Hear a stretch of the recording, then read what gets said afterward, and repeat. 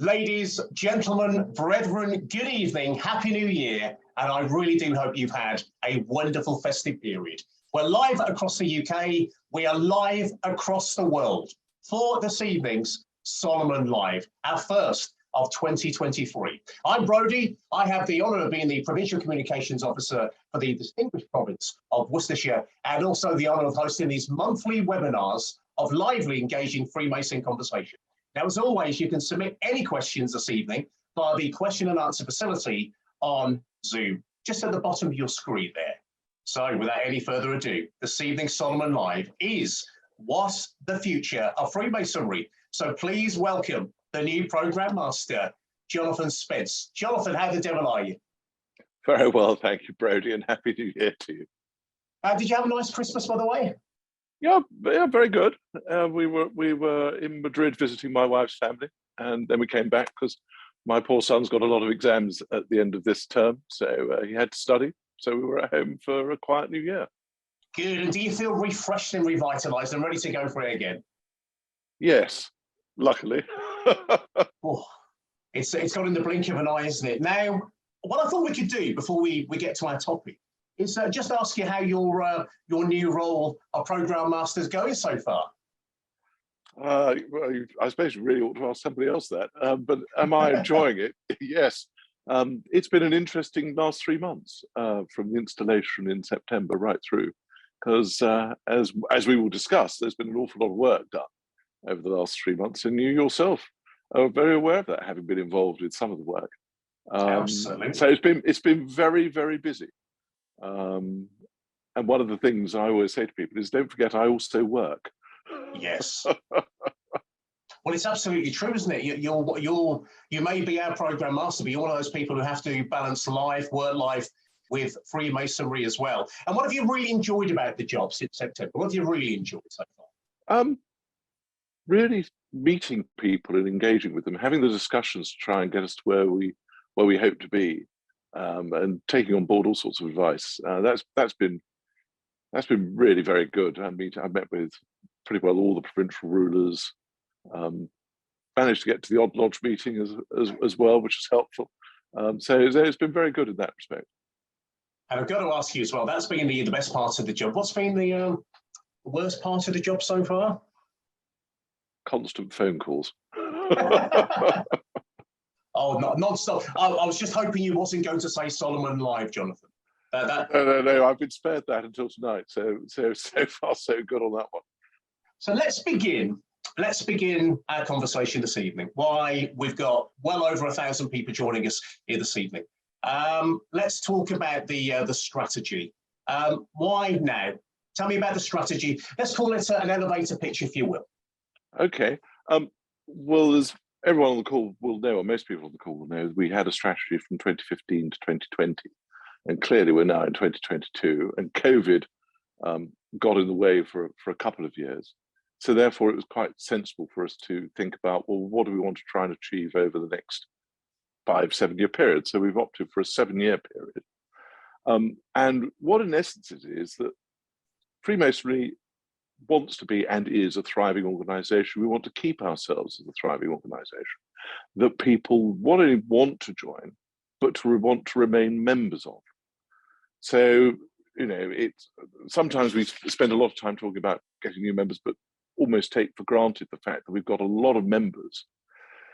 And we've had a period of time where, for a variety of reasons, the number of members has declined over a period, but we've still got very active, thriving lodges and chapters, and we want to build on that. So we've come up with this idea. We have our values on which we base everything. And we came up with, and I'm sure you will have seen it, I'm almost going to do something I shouldn't do, this yes, Grecian temple, the pillars. And so you have as the ground on which we build everything is the integrity, friendship, respect, and charity. We want strong foundations, which is making sure that the organization works as it ought to support the members. And then we have 3 pillars supporting the roof, which is the challenge we're trying to fulfill, which is being a thriving membership organization, which people want to join and stay members of. So we have the pillar of thriving membership, coherent organisation, and then community engagement. And like all organisations, some of those things are going really well at the moment. Community engagement, clearly we've seen a lot of that very publicly over the period of the pandemic, but it's continuing. We've become much more of a coherent organisation over the last 4 or 5 years, thanks to people like the comms, PCOs and comms and everything. So we're starting to work together, and the MCF worked really well with Grand Lodge and Grand Chapter, and Grand Lodge, Grand Chapter working well with provinces, and hopefully they're working well with their lodges and chapters. But it's focusing on the thriving membership and making sure that it's not just that people want to become Masons, but they want to stay Masons all the way through. I mean, I'm lucky, I've been a Mason for 40 years, and yes, I still want to be a Mason. And that's what I hope for all of our members, and to keep everyone engaged and understand that that's what we're about as a member organisation. Absolutely. Yes, it's essential that we bring in new members, but we've got to look after those members that we have already. And one of the things I really enjoyed you talking about was the no because and yes if during your address and when we were speaking as well. Tell me about that, Jonathan. It's all to do with trying to get the conversation right.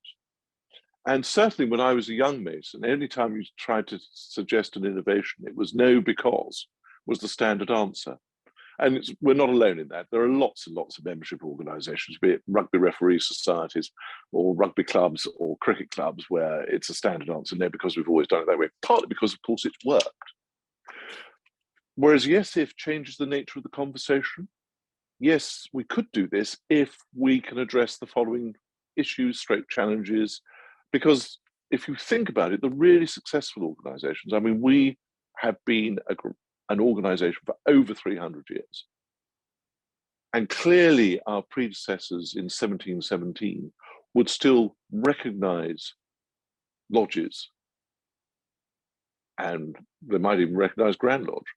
But it has changed over that period, and it's changed because it's innovated as society itself has changed, but it's still very recognisable as the same organisation. And that's the same with a lot of our institutions in this country, be it the monarchy, parliament, the judiciary, the police service, whatever the armed forces, whatever organisation that has been sustained for a long period of time, it's both adapted to the change in the environment in which it's operating, but stayed true to its principles. Well, if we say yes, if, there is the chance of trying new things, trying to see whether they will work. If we're lucky, some will. Not all of them will, and we'd be very unwise to think that they would all work. But equally, some might just need slightly tweaking to achieve what we want to achieve. And there's a whole range of relatively small incremental steps that might be done to help the organisation be successful going into the fourth decade of the century in 2030 and beyond, by possibly doing some different things now, but by always remaining true to what we're about. And keeping that very dear to us. So why now for the strategy? What's the challenge we're responding to the most, would you say, Jonathan? For those on the call that have actually watched the video that was made after the quarterly communication, it ends up saying the membership challenge. The membership challenge is getting the balance right between the number of initiates coming in and minimizing the losses. There are some losses that are inevitable, so that we can grow as an organization, making sure we get the right people into the organization and that they want to stay in it. And it's called the membership challenge. And that's something that we are able to do now because the 2015 to 2020 strategy has ended. And we could either continue without any strategy at all, which I think is, well, it's an option. I'm not necessarily sure it's the right option for any organization, but and to engage as much as we can with the membership, because it is the membership that will make this work or not work. And being very clear as to, we're all in this. We've all got a role to play. It doesn't matter whether we're entered apprentices or a provincial officer or a grand officer or, dare I say it, a ruler, program master. We've all got a role to play. in making sure that the organisation of which we're all very proud to be part not only continues, but it actually thrives. Absolutely. And how important is it for you to visit Medway Lodge, the districts, the provinces yourself to see what's going on? I mean, for example, you're paying us a visit in Worcestershire this Saturday, which we're very much looking forward to hosting you. But how important is it for you to see what's going on out there? Feet on the ground, if you will. It's very important, not just for me, but also for all the rulers, and also to make sure that we listen and interact. Yes, there is a requirement for some leadership, but also the leadership needs to engage. And we can only engage if we get out, not only to our own lodges, but visit provinces. As you know, I'm going to the Worcestershire Installed Masters Lodge to, funny enough, chat about this. But that way, and having a genuine dialogue, so we will work out what it is that really works, what's worth trying, and take it from there. And being honest about it, if we don't innovate, we'll never know whether something would work. But equally, we've got to be brave enough to say that didn't quite achieve what we were hoping to achieve. And we can chat a bit later on about some of the other aspects about this, because this goes down to members in individual lodges and chapters as much as it does to rulers visiting lodges and chapters. But you really, when I go to an event, I love to be in the bar chatting before we go into dinner, just with the members. And I've done it all the time that I've been Deputy Grand Master. My very first bicentenary was in Bristol as Deputy Grand Master. So I grabbed my drink, went down in the bar, and spent a really good 25, 30 minutes wandering around, talking to the members and listening to them. And I still remember it. It was in 2009, there was a member who had got there even though he was struggling with terminally ill cancer. He was terminally ill with cancer. And I still remember the conversation I had with him. Very sadly, he died about 6 weeks later, so he was very brave to get there. But it meant so much to him to be there for the bicentenary. And those are the sorts of things that that is so much what it's about, getting out and meeting the members, then reflecting on it, and then thinking, what is it that the rulers as a team can do to get it right for the members? Absolutely, absolutely. And the plan, and for those who don't know, because we've got Freemasons who have been Freemasons for many years, those who have recently joined the fraternity, and perhaps a few joining us this evening who are considering joining. So we need to mention that the plan is for both craft and Royal Arch. So what are the unique challenges for Royal Arch, would you say, Jonathan? I've said this on a number of occasions recently, that the United Grand Lodge of England is unique amongst Grand Lodges in the world in that the Royal Arch is stated to be an integral part of being a member of the Grand Lodge. But over the years, we've never really, to my mind, got a really convincing explanation as to how the Royal Arch fits and why it is an integral part of what we do. I mean, it's easy for me to say I've been a member of the Royal Arch for 38 years and a craft mason for 40 years. And one of the challenges, it seems to me, is we need to be better at articulating and giving a really persuasive explanation of how the Royal Arch fits. I mean, it's interesting because the craft and the Royal Arch rulers, we work as one team.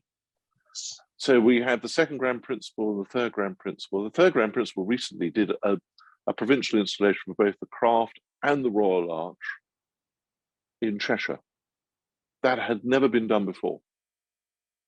So usually, if it was a double header, it would be a craft ruler, because the craft rulers are automatically past Royal Arch rulers. But we're in a situation where we have a past Metropolitan Grand Master, a past Provincial Grand Master. There's no reason on earth why they shouldn't do it. And by doing that, we're signalling how integrated the craft and the Royal Arch are amongst the rulers. Many provinces work extremely well together, but it's explaining to members what it is about the Royal Arch. And there are a lot of craft masons that, for whatever reason, haven't had time, doesn't appeal. Well, that's fine, but we're not really yet, to my mind, giving a very good, a clear explanation as to why it is. The other thing I would say is it's really important that the very important that any member that decides to become a Royal Archmason does it at the time that's right for them. Yes, and that's the important thing. It's very counterproductive to actually push someone into doing something extra if their family position, their work position is such they haven't got time, or whatever it may be. And that's why it's something that I hope people will explore, but it's up to them. Yeah. And that's the key, isn't it? And an interesting question from Simon Fellerman. He says, if the connection between the craft and Royal Arch are to be seamless, why aren't UGLE and Supreme Grand Chapter just merged together? Oh, that's a good one.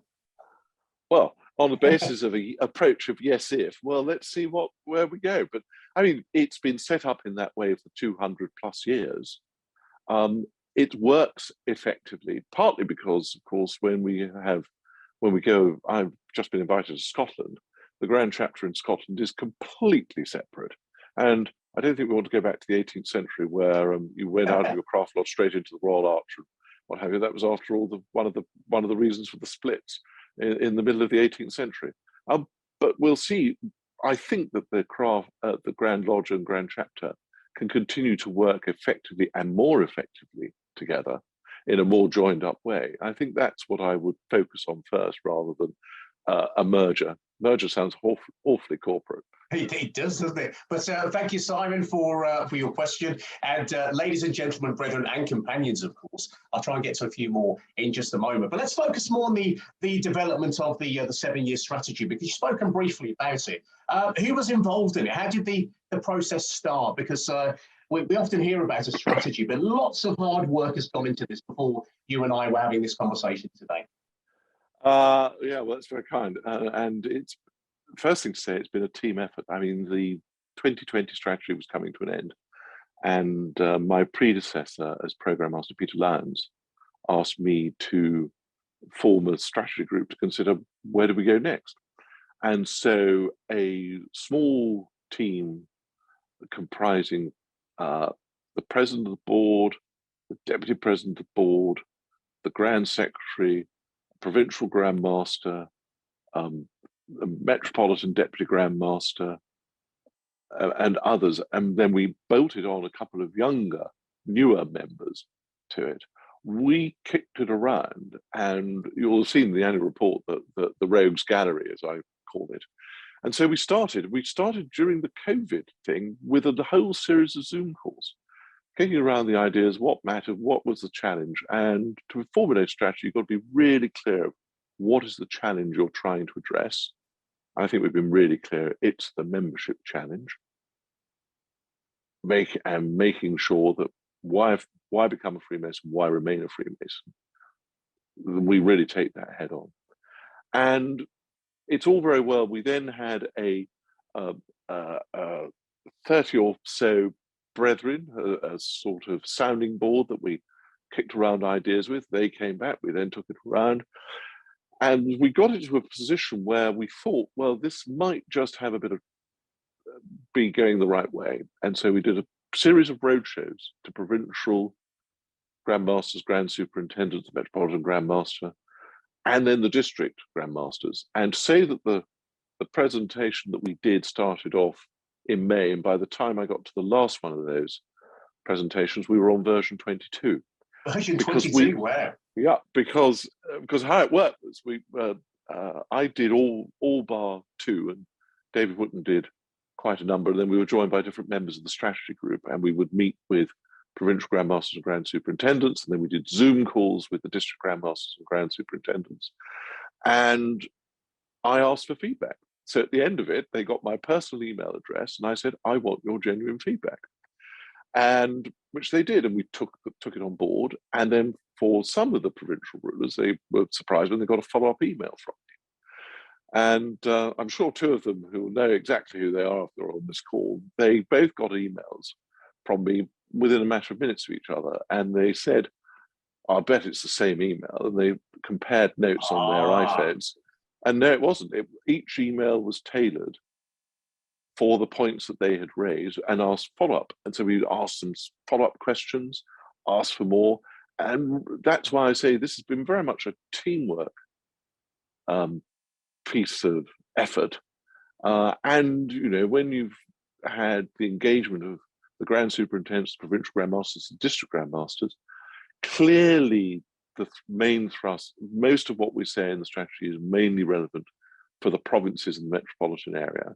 And districts, because they're in different parts of the world, will take the key themes and apply them in their areas, because they're all very, you can't write a strategy for the 32 districts as well, but the districts can take key themes like, yes, if, Royal Arch and Craft working seamlessly together,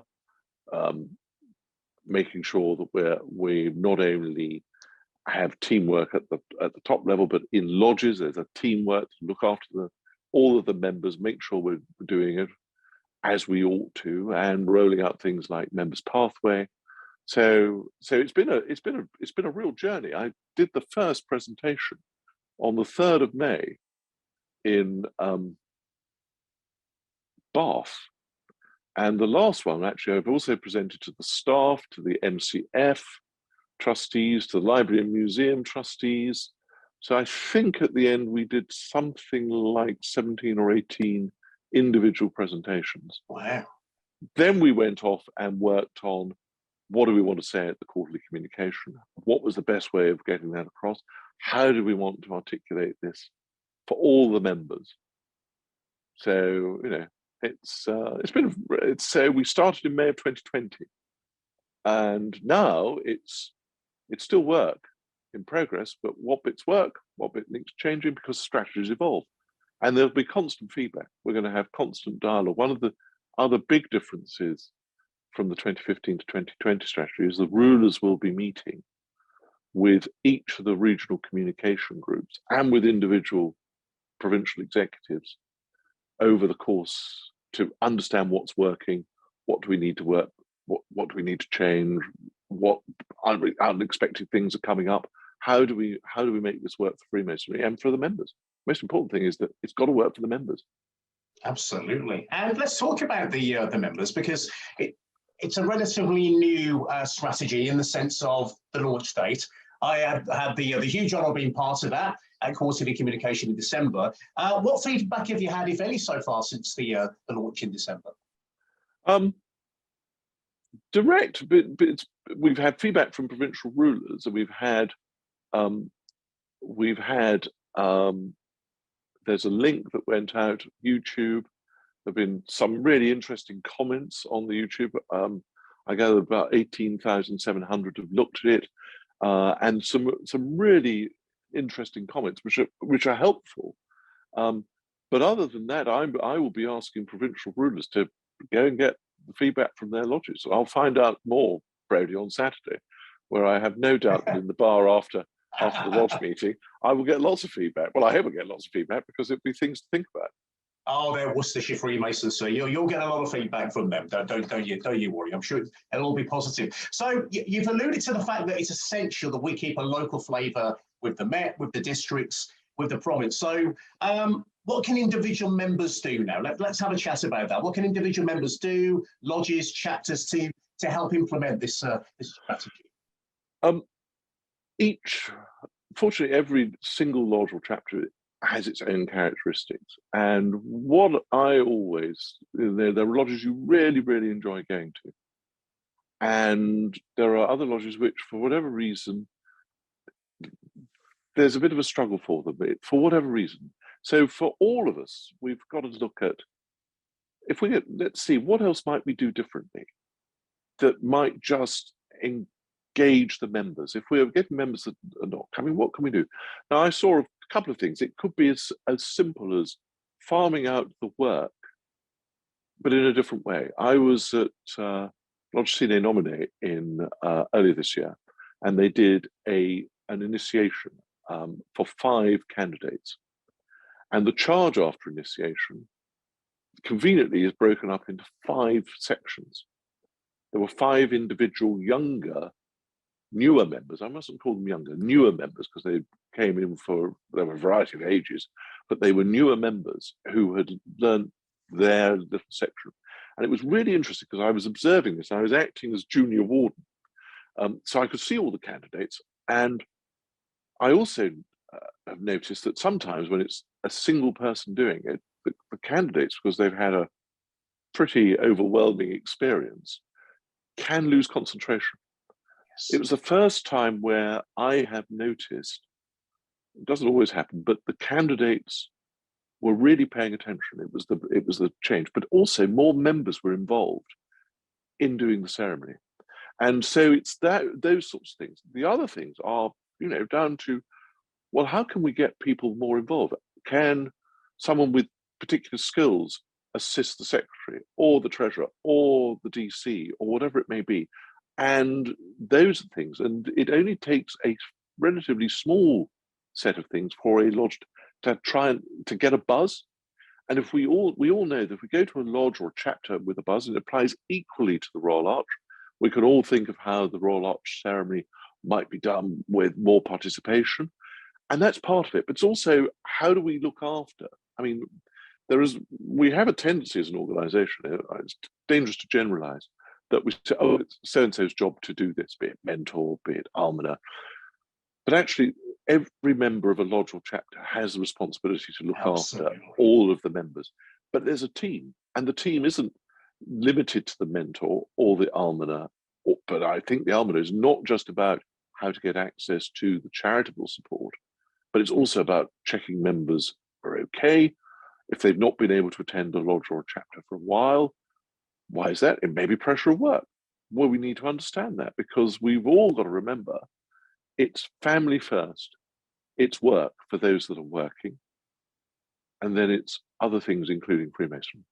And therefore, if we can get that sort of dialogue, I mean, unfortunately, there are instances where somebody is initiated, they're made extraordinarily welcome, everybody talks to them, and then when they go to their second degree, they're largely ignored. Doesn't happen very often, luckily, but but it can happen. And that's the sort of thing we all need to think about, because I'm sure I've done it without meaning to, that, there's somebody I don't know particularly well, that actually I'm talking to people that I know really well, right the way through the last 40 years. I'm sure I would have done that. But it's something that if we're all alert to it, and that way we make sure that we get the buzz and people enjoy it. And it's also things like, if we all say, for example, all ceremonies should be capable of being done from start to finish in less than 90 minutes. And if you've got a mix, both retired and working people in a lodge, and therefore you start at 6, 7:30, and dinner's over by 10, do you know what? It's doable for everyone. And that's the sort of thing that we need to think about. And there will be individual things that occur to people on the call where say, well, actually, we could do this slightly differently, and that just might do it. But the important thing is, every lodge and chapter, if a small number of people take the responsibility, but also let people know what skills you've got. What is it you would like to do? We all hear stories of, through the chair, don't know what to do. Well, how about telling the lodge or the chapter, well, I'd be interested in assisting with this, and vice versa. Asking people, well, you've done this office. Where would you like? What skills do you want to do? And the other thing is, let's not overload anyone. We have, all organizations do this, work-wise. Anybody that's willing gets stuff piled on them over and over again, and then they get stretched too thinly. So get people, and one of the things we're doing in Grand Lodge is asking people to do, and I've asked a number of provincial Grand Masters who've done a working party about quarterly communication, should it move as a pilot. They won't be asked now to do another thing, because they're busy doing other things. We'll ask some different people. We've tended, as an organization, just to go back to the same few. They're trusted, they've done this very well. Well, let's now just try and do that a bit differently. And I've made the point to provincial rulers, you use people with the right skills, but then don't overburden them. Absolutely. Give them a break that way. And so it's these sorts of things that just might help with people maintaining their interest, feeling they're contributing, but it's able to be balanced in the definite balancing act we all have to do in managing our lives. Well, a lot of this is common sense, isn't it? Essentially, So don't overload anybody. Put yourself in the shoes of somebody who's recently joined and imagine you were them back in the day and try different things. And if it doesn't work, you've tried it and you don't need to carry it. Yeah, well, as somebody said to me recently, well, if you don't try it, how do you know? Absolutely. Absolutely. Now, a few questions, Jonathan, if that's okay. And yeah, of course. You've had a lot of questions, as you can imagine. And ladies and gentlemen and brethren, as I said at the beginning of Solomon Live, I will not be able to get through all of them, but I'll give it my best shot. So Ronald Hurstwaite would like to ask you a question. He said, would it be true to say that themed lodges, i.e. football, vintage car, sports lodges, where there is a common interest among brethren, are proving more popular for recruitment? That's a really interesting one. I was lucky enough to consecrate a rugby lodge. Many of you will know I'm devoted to rugby union in many ways. And I was lucky enough to be asked to consecrate a rugby lodge in Derby. And it's for what we used to call the three counties, Notts, Lincs, Derby, and had a real buzz because there was a real esprit de corps. And it is true that the special interest lodges can do it. And we had a lot of relatively newer Masons came to that to see it. There was a huge buzz afterwards. So there is that, but it doesn't mean to say that it should that's not capable of being replicated in lodges which pull from all sorts of different backgrounds. Because clearly rugby players have all sorts of different backgrounds with a common theme to their lives. So it's not that it's the only way, but they are certainly proving to be a phenomenally successful way. And it's partly because there's a buzz. I mean, it was extraordinary, the buzz at this. Okay, it's a consecration. It's a special event. It's an absolutely never to be repeated as far as that lodge is concerned. But actually, we would come out of, and I'm sure that the ceremonies that they're getting 2, 3, 4 candidates. And I do want to say something about multiple ceremonies as well, Brodie, which I'll come back to if I may. But they're getting the flow, and it's because the members are really enthusiastic, and we can capture that in many, many lodges, not just in the special interest lodges, but the special interest lodges really do work because there's that enthusiasm, and it's capturing that enthusiasm, which is infectious. We all know that if you really get enthusiastic people, then it's quite difficult not to enjoy yourself. And enjoyment is really what it's about.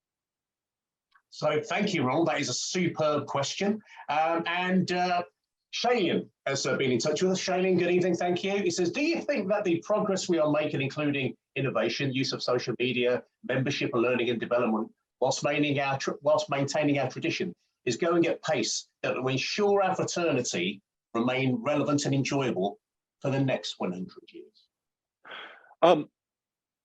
I think that if we can get the impetus right of this launch, yes, it was going absolutely in the right direction, but we need a bit more impetus. Because if we can get that impetus, then it's also, and one of the things to remember about the membership challenge, this is not huge changes that are looked for. This is all very deliverable. And I think we can pick up the pace a bit, but equally, one of the challenges that I'm very aware of is that over initiative, too many initiatives at once. So one of the things that we've been absolutely clear is we're going to have very few initiatives, and we're going to do them really well, and make sure they're really delivered before we go on to the other. So getting the impetus around that, and we've made huge strides over the last 4 or 5 years in all sorts of areas, and I'm really pleased about that. But I think we can pick up the pace. Because if we pick up the pace, then we will really achieve more than we've set out to achieve, which would be ideal. If we can achieve more and really see a set, then I'm 62, so I won't be there to see it. So I very much hope that we'll have a very successful 400th anniversary celebration, 350th anniversary celebration, etc. I don't see any reason why not, because this is all within our grasp if we if we're brave enough to take it. You know, it's that wonderful sidestep moment when you can see the try line, but it's not white line fever. There's a genuine opportunity, and that's how I see it. And if I may, Brady, I just want to come back to the multiple ceremonies. One of the feedback I did get whilst we were doing the thing was from a brother who really felt this was, we can't do multiple ceremonies because it detracts from the experience of the candidate. And that is not, to my mind, the case. Well done. Clearly, the biggest constraint is actually the room.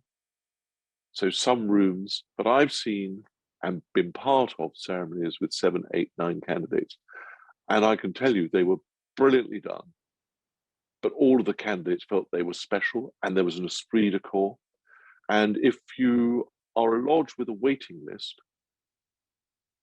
and you've only got 5 meetings a year, one of which is for installation for the new master, and you've only got 4 meetings and you've got 6 waiting, it doesn't take a genius to work out that actually perhaps you need to think about doing it a bit differently. And we have had a case not so very far from where I live in Cambridge, where a lodge was determined to stand on the one that they were then persuaded to do, and they did it highly successfully. You need to think about it, but it can be done really, really well, and that's just as impressive for the candidates as it is for the individual. And so it's something that perhaps you know, that's one of the yes ifs. Yes if, and there are ways of doing it. And we can even run some masterclasses. Because if people want to know how to do it, well, we can show them. That's a great idea, isn't it? And I've been to a couple of multiple initiations. I think 7 was one, and it was absolutely fantastic. And every one of those candidates felt part of the ceremony, and one of the best moments of their life, really. So it can be done, and done successfully as well. And let's go back to the launch of the strategy in December, quarterly communication. It was a very unique quarterly communication for many people, largely due to the fact there was a train strike and a lot of people couldn't get there, which was very frustrating. But the launch of the strategy was done rather uniquely. Perhaps you can tell us about that and why you decided to do it that way. Yeah, I mean, there were a number of us who just wondered whether the dates were being set in order to disrupt quarterly communication and Grand Chapter. Yeah, it was. We've done all sorts of presentations over the years, but we thought we wanted to do it a bit differently, partly because we also had never done it that way. So with the Grand Secretary setting the scene, and then a panel discussion, and the panel discussion drawn from throughout England and Wales. You participated with different levels of experience, so from a provincial Grand Master to a Master Mason, with a provincial officer and a provincial Grand Secretary. And the inspiration for this came from one of the members of the strategy working group who'd actually been on a conference. And the speaker panel had worked really well with somebody setting the scene and then a discussion. And we thought, well, we've never done it this way. And on the basis of yes, if, let's see whether we can innovate. And it's a real pity that there were about 400 or 500, which was great to have as many as we had. I mean, the efforts that the brethren made to get to Great Queen Street were really phenomenal. I mean, there were brethren who'd organised coaches, minibuses. They had a rail service, 2 trains an hour. They came down, they got there, they had to leave early to get back. You know, there was a lot of effort, but we also thought we'd try the streaming for provincial rulers that couldn't make it because it was just hopeless from the further extremes of England and Wales to get there. District rulers couldn't necessarily get there. So for them, and then recording it and putting it out for the membership. Now, on all of these things, you know, there are lessons that are learned. The lesson for us was learned that perhaps you should have all been mic'd up a little better, that actually the acoustic in the Grand Temple is awful, and that perhaps I should have had an auto cue rather than looking down and reading my quarterly communication address off a piece of paper. But the point was, it was done differently. It enabled members to see it differently rather than just having a talking head at them. And the sort of dialogue that you and the rest of the panel were able to have with the Grand Secretary, I'd really like to know from those that are on this, just send the message to the team tonight and just say, did it work? Because that's the sort of feedback, because it's not something you would use all the time. But for some things, it might be a really effective way of doing it. Well, I think a lot of people respected how unique it was in particular. And there was a lot of people at various levels from around the country involved in that, in which I had the honour to do that as well. So thank you for giving me the chance to be part of that. But during quarterly communication, there was an intake of breath, Jonathan. Do you remember when you announced the appointment of a second assistant Grand Master, Stephen Varley? Tell me about that moment and why you decided to give Stephen that huge honour. I have to admit, Brodie, I didn't hear the intake of breath because I was so taken with actually getting the script out. So everyone told me. So it just goes to show, a bit like when you're delivering ritual at a lodge, you just focus on what you're doing. The background for it is that the Grand Masters had the power for many years to appoint more than one assistant Grand Master, and in the past, we have had more than one assistant Grand Master, but for relatively short periods. So an assistant Grand Master goes into office ahead of a change of Program Master, then the other assistant Grand Master goes up to Deputy Grand Master. That happened in the early 1980s when Lord Cornwallis was taking over from Lord Cadogan, and Ted Bailey was taking over from Lord Cornwallis, and Lord Farnham was made the second assistant Grand Master. But we've never had an assistant Grand Master for an extended period. And as I said earlier, the Craft and the Royal Arch rulers work as a team, and there were five of us in it. And I just advised the Grand Master for us to get the engagement that we wish to have in respect of providing seeing how the strategy is going, working out what we need to do, and also just being able to cover the ground in visiting the provinces, the Met, both in the Craft and the Royal Arch. We needed an extra assistant Grand Master. And I thought long and hard about the recommendation to the Grand Master as to who that should be. So the Grand Master fully accepted and was happy to agree to the appointment because it was his decision. And then Stephen Varley's been very heavily involved with developing the revised members' pathway. And really knows it. And the members' pathway, the revised version, takes what was done in the original members' pathway, which was a great start. And as we're looking to evolve and develop, we've learned from things that went well in the original version, the things that didn't quite work as well as we would have hoped, and we've refreshed it. And it's, the really clear guidance about interviews, for example, of candidates, three members of the lodge doing it, so it doesn't overwhelm. It's not like an Admiralty board where you have 13 or 14 sat there, or whatever it may be. And Stephen's real knowledge, and he was a very effective provincial Grand Master. He's from the North Midlands, so we're not wholly stuck in the bubble of London and the home counties. And I'm sure he'll do an excellent job. Well, he sounds like the ideal candidate, actually, and this prompts me to pose this question, or to put this question to you, Stuart Morgan. He says, how does all this fit with Pathway Initiative? Is it dead? Well, clearly it's not. We've just discussed it, but obviously Stuart would like to know the answer. Actually, how does all this fit in with Pathway? The members' pathway is an integral part of assisting delivery on the strategy, and the revised version is one of the reasons why I'm about to send a letter to provincial rulers, inviting them to particular pathway workshops, which a ruler will attend with them to go through it, understand how it all works, and get the rollout in all the lodges, in all the provinces and the Met area. It really is, so it's nowhere is it dead, but it's something that I think and then we'll get the feedback and see which bits need further refinement, which bits don't work, so therefore we'll do something a bit different. But no, it's very much about that, because if we can get it right when somebody is joining, so they know what they're joining and what it is Freemasonry is and why it's a fit for them, and why the lodge members feel that the new member is also a fit for them, then we've got a much better chance of making sure that people's, members stay.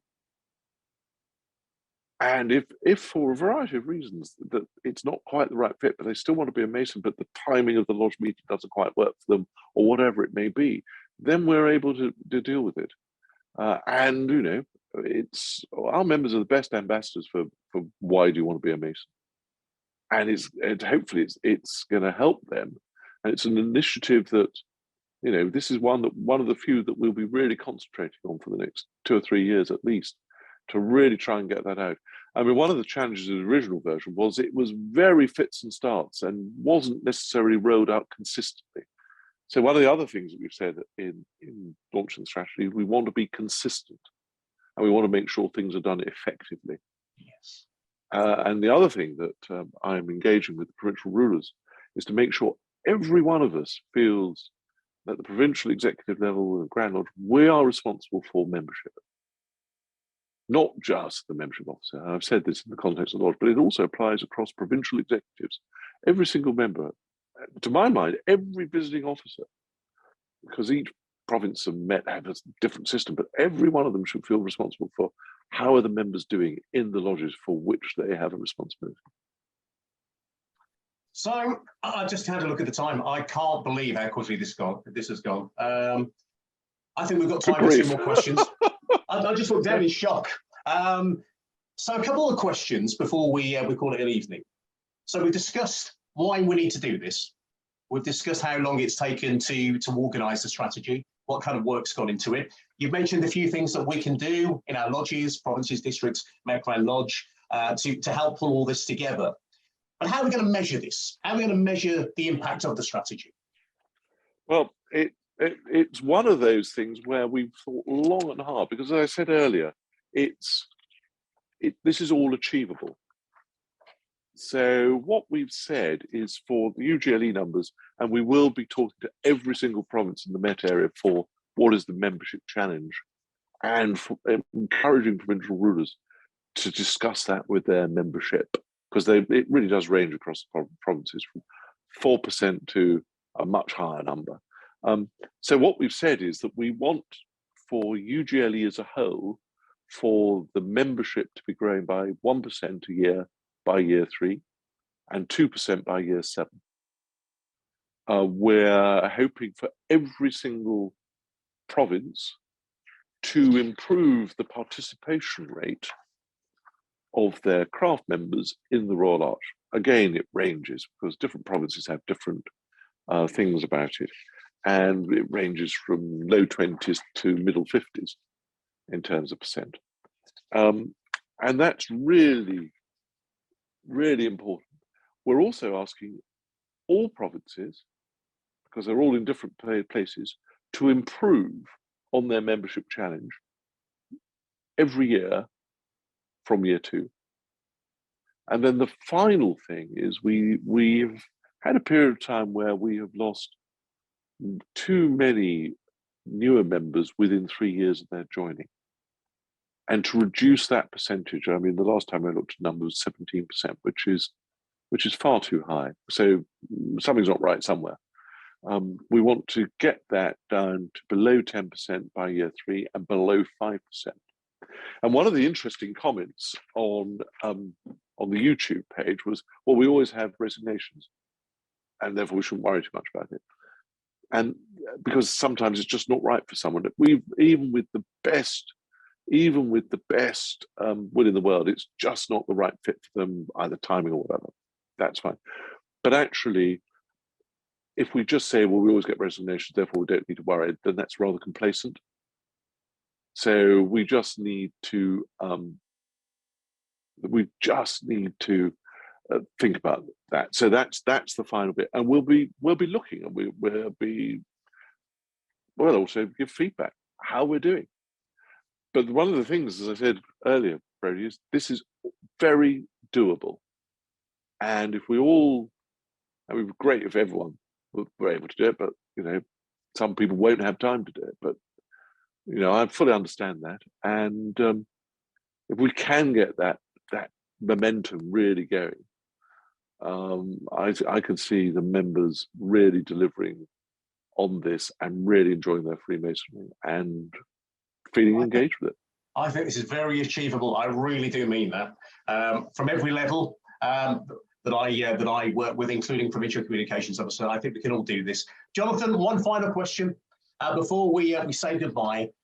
We've got a lot of brethren watching us this evening. 3 things they can do, 3 things a brother can do when they leave us this evening, or maybe tomorrow. Let's give them a night off to help with the strategy. Think about what would they do differently in their lodge to try and give them a buzz. What doesn't quite work? Think about what skills that they've got and talk to someone and say, I've got these skills, I can help in this area. And thirdly, really not only enjoy their masonry, but be seen to enjoy their masonry. Sage advice. Jonathan Spence, our program master. Sir, have you enjoyed your Solomon Live experience?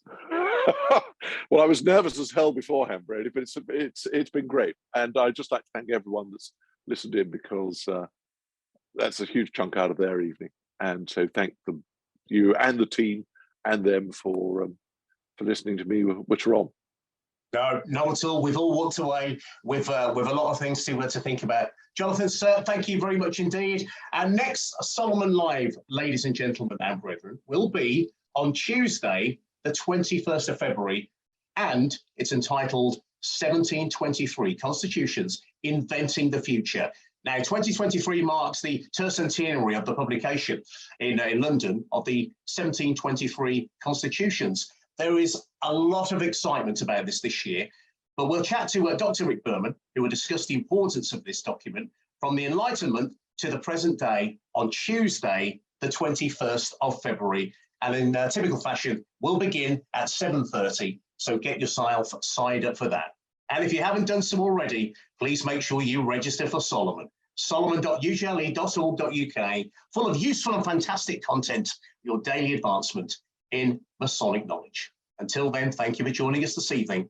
Happy New Year, and we will see you back here very, very soon. Good night.